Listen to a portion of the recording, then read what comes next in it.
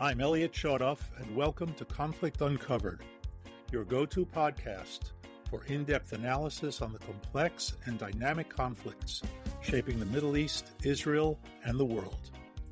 Join us as we delve into the latest developments, historical contexts, and the geopolitical forces at play. We bring you the insights you need to understand the issues that matter most. Stay informed, stay engaged, and uncover the truths behind the headlines. Hi and welcome. It's November 27th, early afternoon here in Israel.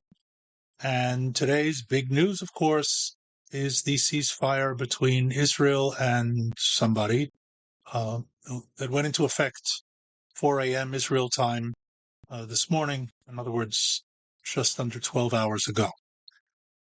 I want to go into some of the points and some of the issues. Let me start by saying that Hezbollah has already violated the agreement. It took them about 6 hours, which is within the 24 hours that I had predicted, although I guess I was a little on the optimistic side.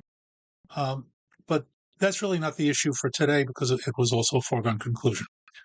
So I want to go into the agreement, what it means, what's the good news, what's the bad news, what's the no news, and some of the whys and the wherefores. So let's begin with the fact that this is an agreement between Israel and Lebanon, not between Israel and Hezbollah.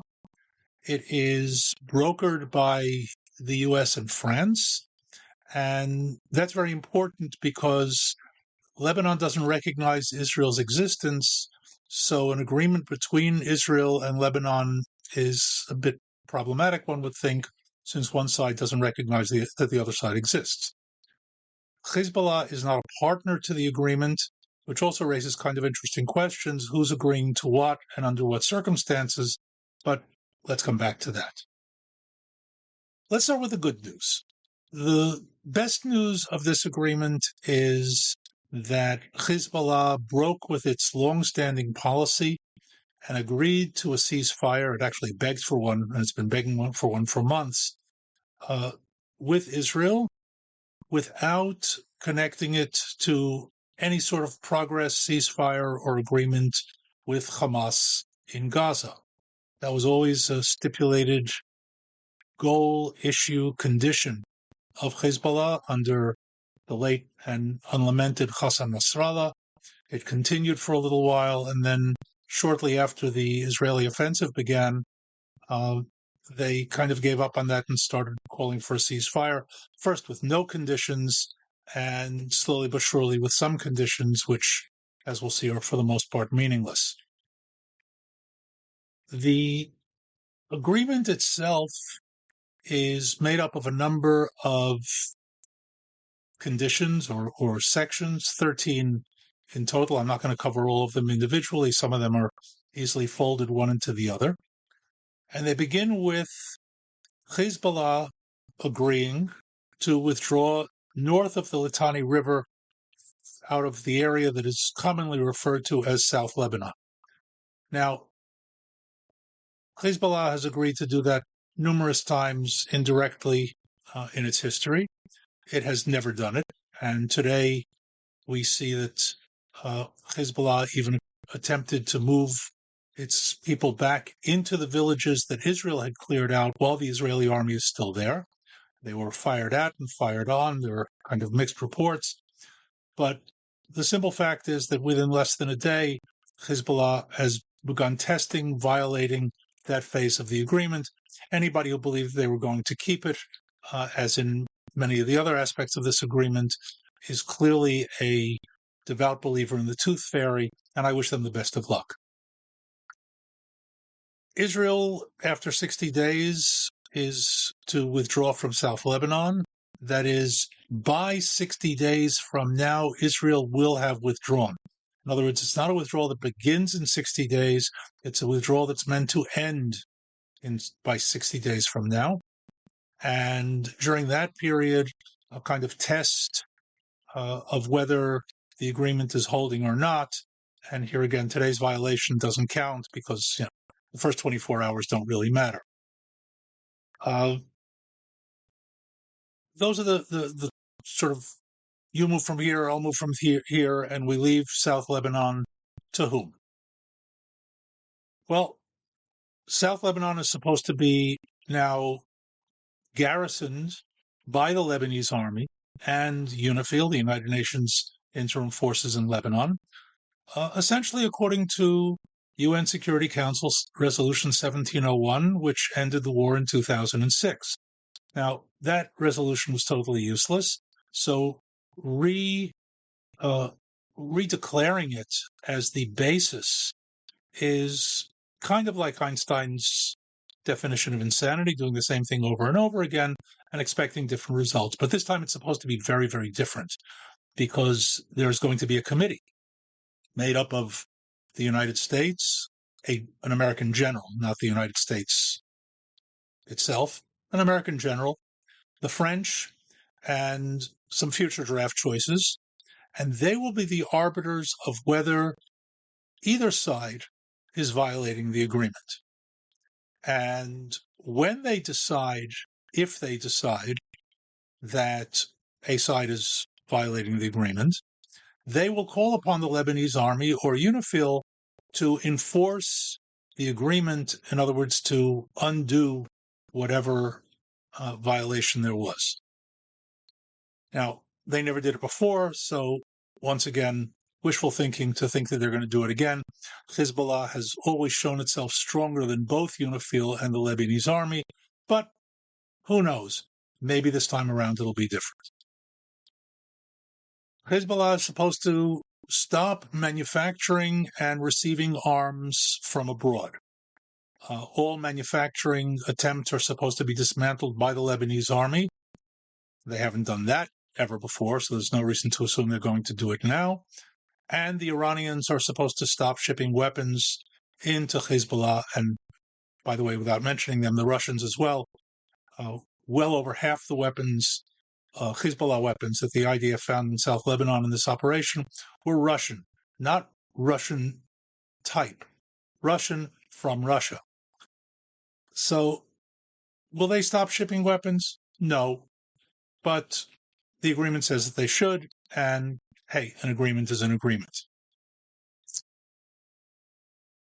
There's a side note given by the United States to Israel, permitting Israel to act in response to immediate violent violations of the agreement. In other words, the United States has promised that Israel has the right to do what it has to do under international law and under the UN Charter to defend itself. If Hezbollah fires rockets or anti-tank missiles or sets up roadside bombs in Israel, Israel has the right to shoot back at them. This is a very important part of the agreement because it's utterly meaningless. Israel always had that right, and America does not have the authority to either give it or take it away. But the Biden administration apparently thinks that it does, and Israel is standing on the fact that the administration guarantee that Israel has the right to do what it has the right to do. Violations that are not immediately violent transgressions of Israeli sovereignty, as I said before, Hezbollah rebuilding, moving back into South Lebanon, rearming, are to be submitted to a committee for committee meetings, which will be handed over ultimately to UNIFIL and the Lebanese army. The Lebanese army is also, along with UNIFIL, committed to searching South Lebanon and the areas that Israel has not yet taken or hadn't taken in the operation, and dismantling Hezbollah infrastructure there, blowing up arms storage, warehouses, production, bases, underground facilities, tunnels, and the like. Here again, it's a commitment by the Lebanese army, and we can assume that they're serious about their commitment. We'll see how serious they are about its execution. Once again, I have my doubts. As I mentioned earlier, a key part of all of this is UN Security Council Resolution 1701, and as I mentioned in earlier conversations, something that people, including Israeli leaders, American leaders, European leaders, as if they care, seem to have missed in 1701 is that it is based, according to its own documentation, on the Taif Agreement of 1989, which expressly permits Hezbollah to remain an armed resistance group against Israel. Ratified by the Lebanese parliament, what that means essentially is that Resolution 1701 is based on a document that, according to Lebanese law, permits Hezbollah to operate as an armed group against Israel. How that is going to fit into a long-term ceasefire remains to be seen. So, one may ask, why did Israel agree to it? It's a terrible agreement. It has brought quiet for the past 12 hours or so. We haven't had any alerts and rocket attacks and drone attacks.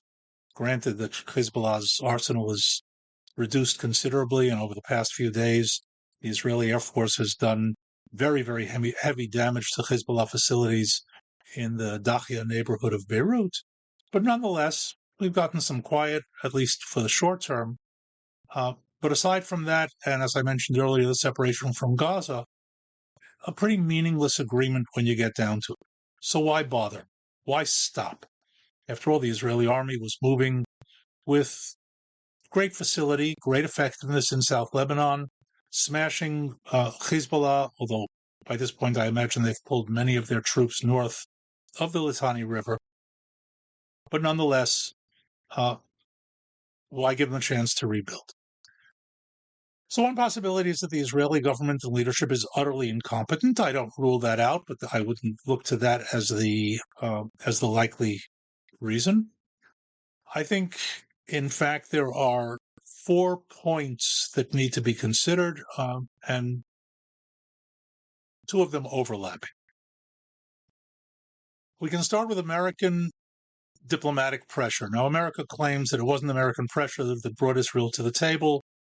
And if you can believe that, you can join the Tooth Fairy group that I mentioned earlier.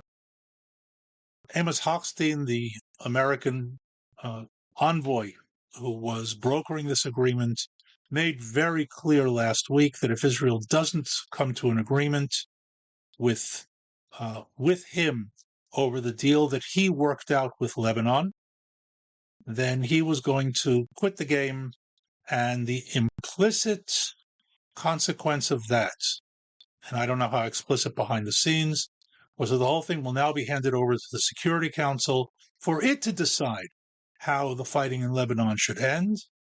And for those who don't remember Barack Obama's farewell gift to Israel in abstaining rather than vetoing on a resolution that was very, very harmful to Israel in the Security Council, there are elements here of deja vu. We'll let the Security Council vote on whatever they want, and we'll stand by and say, well, we don't agree with it, but we're not going to do anything to stop it. That, of course, would have been potentially catastrophic for Israel. So that was at least apparently prevented by Israel going in on the agreement.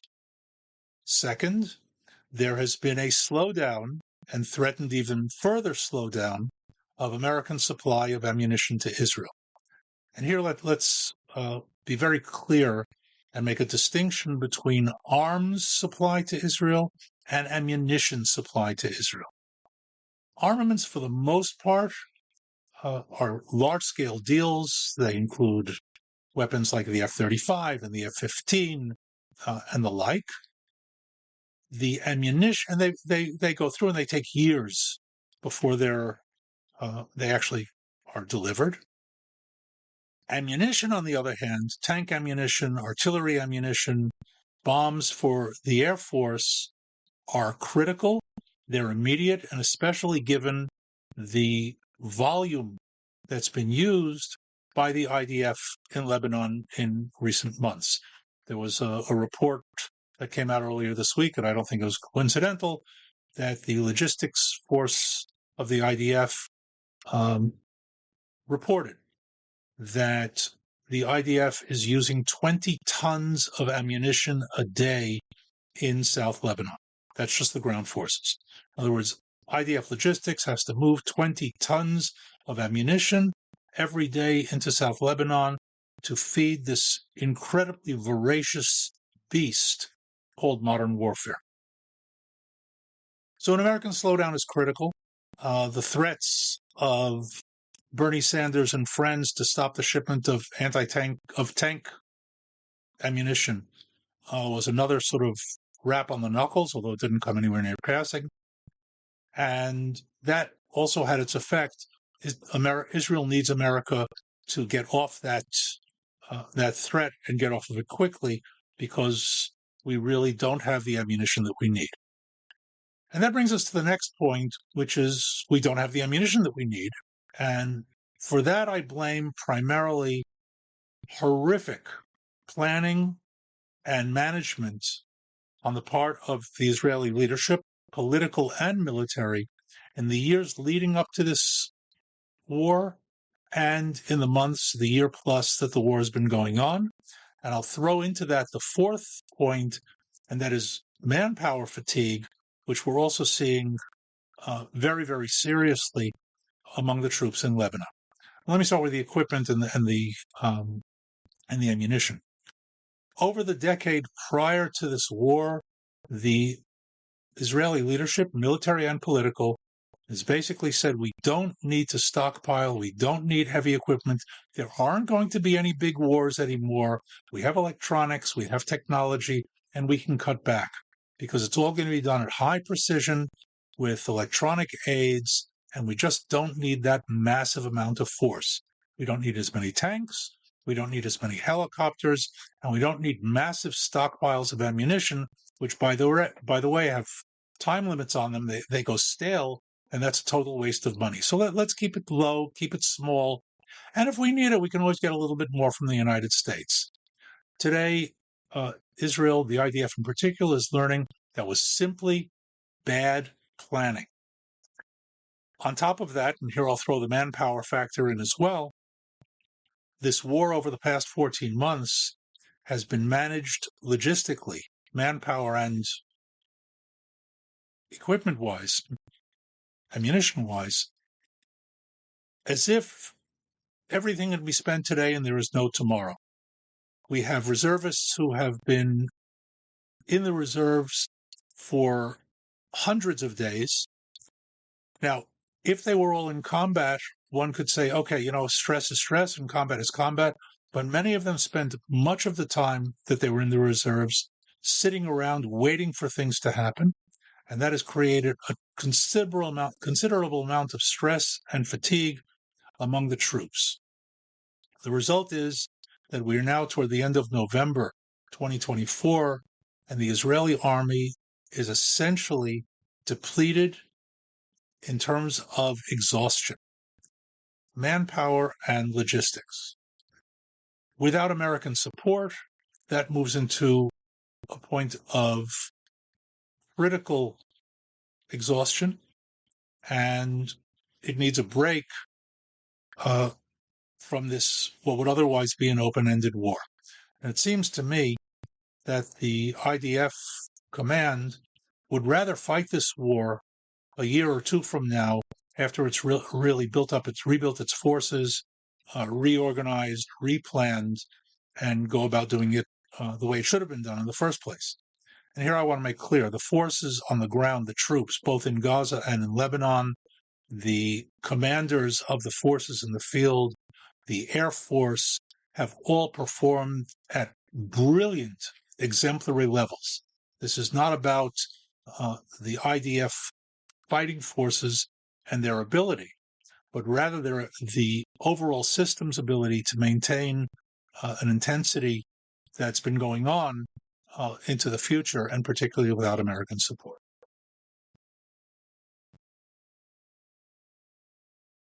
So here we are, an agreement less than 12 hours old.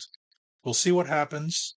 I'm not confident, but one thing should be clear, and I'll end with this. The success or failure of this agreement will ultimately stand or fall on how Israel responds to the most minor early violations by Hezbollah. As I said earlier, they already began. Israeli troops fired. Some say warning shots, some say at them. There were two different incidents. They're going to start moving back into the south. They're going to be bringing convoys of supply into Lebanon. They're going to be rebuilding in Beirut and other parts of the country. And the question is, what will Israel do? And will it understand that it must respond fiercely and violently to the smallest early violations? Because if not, cumulatively and by incrementation, within a few years, we're going to find ourselves right back where we started 14 months ago. So with that, thanks for being here. Thanks for listening in. Stay engaged. Stay safe. Thank you for listening to Conflict Uncovered.